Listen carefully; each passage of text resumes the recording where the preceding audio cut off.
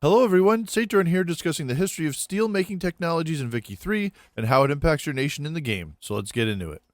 The first tech is steelworking. It's an Era 1 tech and unlocks pig iron tools for your tool workshops. This allows you to use iron as well as wood in your tool workshops rather than just wood, and has a huge increase in the amount of tools, and you're going to need this for your next techs that even show up here. The unlock for sawmills for logging camps uses tools to get more wood.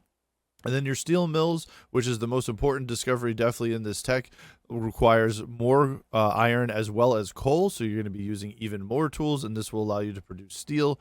And hopefully this will be the beginning of your extremely lucrative motor and railway industry. There are two more techs that impact the steel industry, and these are new processes that came out and actually follows alongside the history, which is great.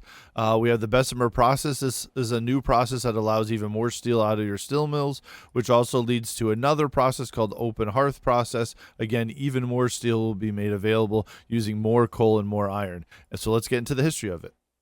In the early 1800s, steel was an expensive product and was made in small quantities using crucibles. The one in the picture here is a little bit larger than normally would have been used. Here, they would make weapons as well as tools. Large structures, though, at this time weren't made of steel. They were made of cast iron or wrought iron. Steel making was centered in British cities of Sheffield and Middlesbrough, which supplied almost all the steel for the European and American markets at this time. The introduction of cheap steel was due to Henry Bessemer, made in England. In the Bessemer process, molten pig iron is converted to steel by blowing air through it after it was removed from the furnace. The air blast burned the carbon and silicon out of the pig iron, releasing heat and causing the temperature of the molten metal to rise. Henry Bessemer demonstrated the process in 1856 and had a successful operation going by 1864. By 1870, Bessemer steel was widely available and used in all the steel industries for ship plating, as well as any other big steel projects that were going on during the time, especially for ironclad warships. When steel prices got competitive, iron rails turned to steel rails. Experience quickly proved steel had much greater strength and durability and could handle the increasingly heavy and faster engines, creating another huge increase in demand for steel.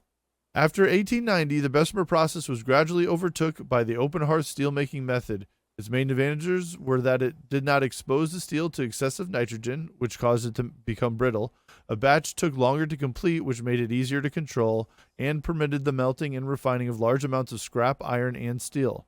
German Carl Wilhelm Siemens and French Pierre-Emile Martin, I may have mispronounced some of these names, so don't put it down in the comments below, perfected the process of recovering enough heat to save 70-80% of the fuel, making this process even more efficient and more widely used.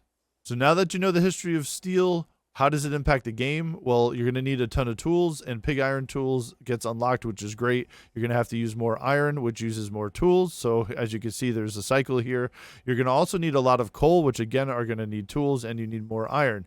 And once you start producing that steel, it's going to lead you to your motors, which will lead to more railways, or the introduction of it, as well as more ships and your ironclads and your better ships for war. You're also going to have better processes like in history, so the Bessemer process will use more iron and coal to give you more steel, and you'll hire more machinists, which is really good because you can lower the power of the interest groups of like the landowners and other people that aren't regarding industry. So this is definitely the direction you want to go, and as you need more steel, I would recommend just unlocking more processes and ending up with the open hearth process. I hope you enjoyed this video. If you like this type of content, put it down in the comments below. Hit that like, subscribe, and notification button. It's free, and as always, For the Swarm.